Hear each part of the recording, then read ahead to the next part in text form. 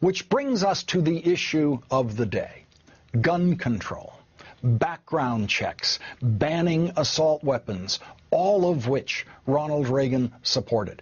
As governor, Reagan signed the California law that established a 15-day waiting period and was very proud of the thousands of handgun sales that were prevented by that waiting period, which allowed authorities to block sales to some buyers. Unlike Newt Gingrich, Ronald Reagan had his own too close encounter with a deranged young man spraying bullets. As President Reagan left the Washington Hilton one day, shots rang out, hitting a Washington police officer, Thomas Delahanty, in the neck. Tim McCarthy, a Secret Service agent, took a bullet in the chest. The president's press secretary, Jim Brady, was shot in the forehead. The bullet passed through his brain and left an exit wound in the back of his head. In 1991, then former President Reagan told the story of his shooting in a New York Times op-ed piece. He wrote, supporting the Brady Bill, named after Jim Brady, which imposed a national waiting period for purchasing handguns. I was lucky, wrote President Reagan.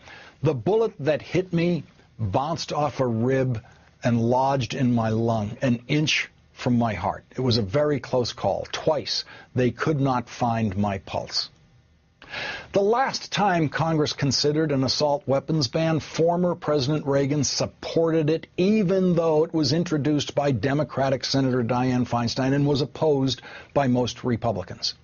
Reagan co-wrote a letter with former Presidents Carter and Ford to all members of the House of Representatives, urging them to support, quote, a ban on the domestic manufacture of military-style assault weapons. The three former presidents, one Democrat and two Republicans, said, quote, this is a matter of vital importance to the public safety. But most Republicans didn't think so. In the end, the vote in the House could not have been closer. 216 in favor, 214 opposed. Two votes. Two House members said the reason they voted for the bill was Ronald Reagan. Republican Congressman Scott Klug opposed the assault weapons ban right up until the day before the vote, but then he got a handwritten note from President Reagan.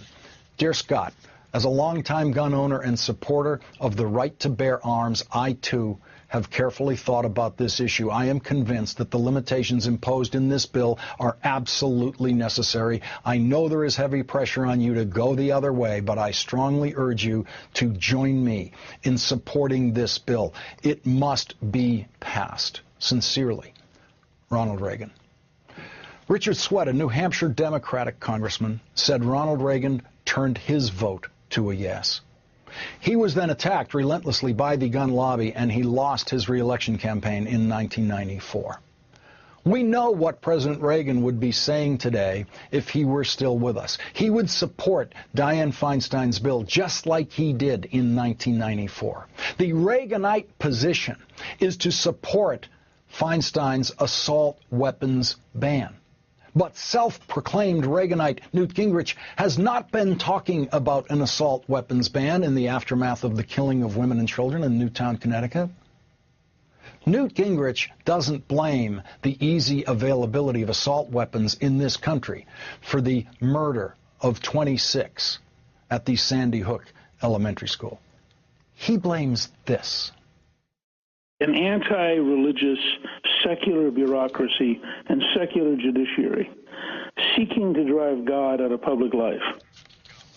Newt Gingrich was one of the members of Congress who received that letter in 1994, co-signed by President Reagan, asking him to vote yes on a ban on the domestic manufacture of military-style assault weapons.